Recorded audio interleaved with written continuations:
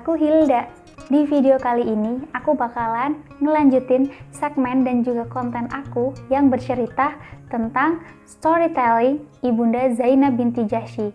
Buat teman-teman yang gak suka baca, tapi suka mendengarkan cerita, channel ini cocok untuk kamu. So, kita langsung ke cerita storytellingnya aja ya.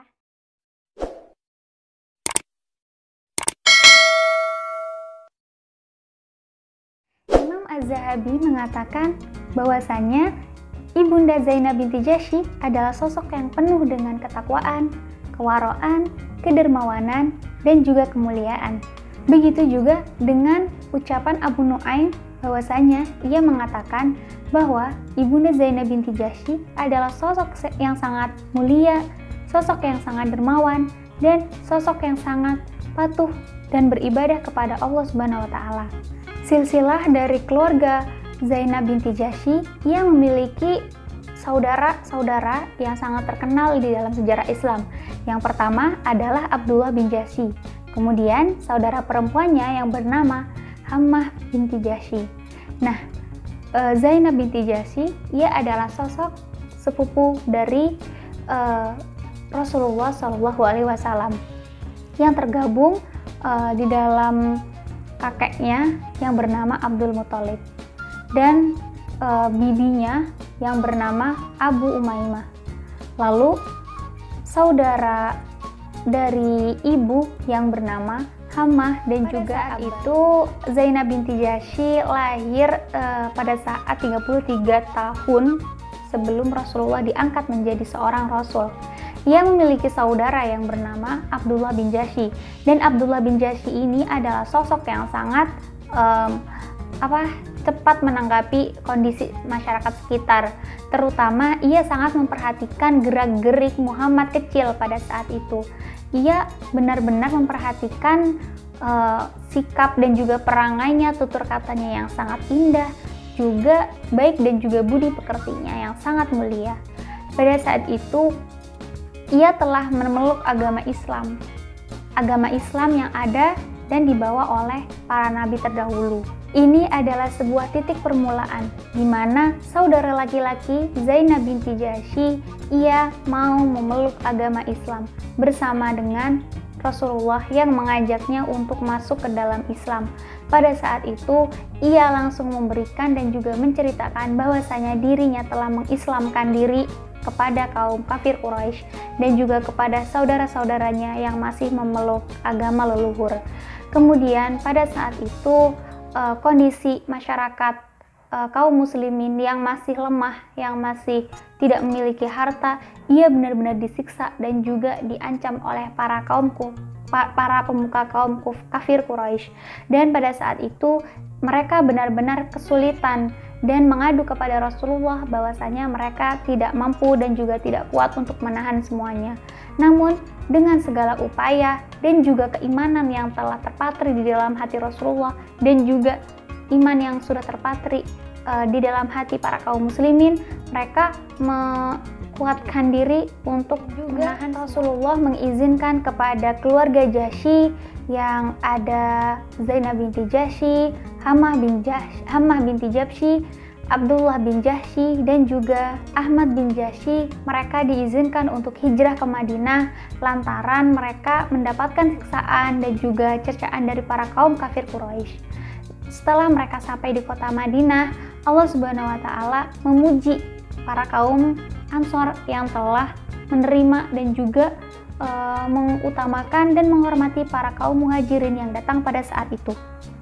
Hingga Allah Subhanahu wa taala menurunkan firman-Nya di dalam surat Al-Hasyr ayat 9 yang berbunyi, dan orang-orang yang telah menempati kota Madinah dan telah beriman seperti kaum Ansor sebelum kedatangan mereka kaum muhajirin.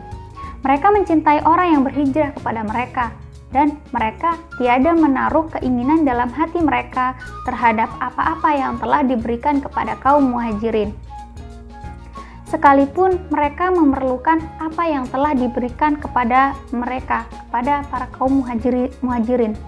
Dan siapa yang dipelihara dari kekikiran dirinya, mereka itulah orang-orang yang sangat beruntung.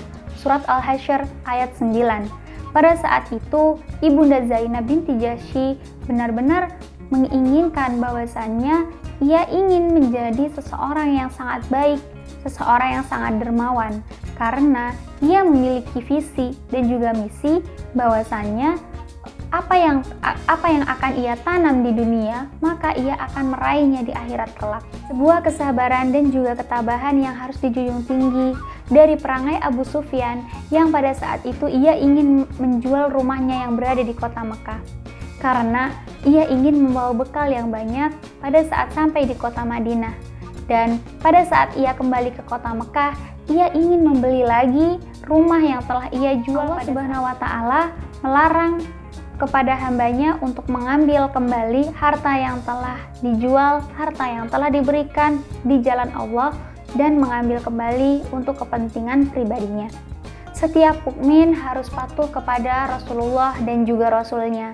Ada ceritanya pada saat Zainab binti Jahsy akan menikah bersama dengan Zaid bin Harithah. Jadi pada saat itu Allah Subhanahu wa Ta'ala memerintahkan kepada Nabi Muhammad untuk menikahkan anaknya bersama dengan sepupunya, yaitu Zainab binti Jahsy. Namun pada saat itu setelah Zainab mengetahui bahwasanya ia akan dilamar oleh Zaid, ia menolak karena ia adalah budak, karena ia adalah budak yang diangkat anak oleh Rasulullah. Ia malu karena ia akan menikah dengan seorang budak meskipun ia telah diangkat menjadi seorang anak. Kemudian Allah Subhanahu wa Ta'ala memerintahkan kepada Nabi Muhammad untuk menyampaikan bahwasanya apa yang telah diperintahkan Rasulullah merupakan perintah dari Allah.